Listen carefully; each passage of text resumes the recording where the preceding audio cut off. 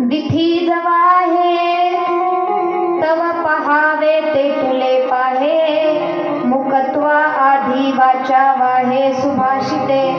बाबा, जोपर्यंत दृष्टी आहे तोपर्यंत भगवंताचं रूप पाहावं, जोपर्यंत बोलता येतंय तोपर्यंत भगवंताचं गुण गान या मुखाने बोलावं, आणि जोपर्यंत सुंदर असा देह आहे, हात आहे, पाय आहे, तोपर्यंत भगवंताची करता येईल तितकी सेवा करून घ्या.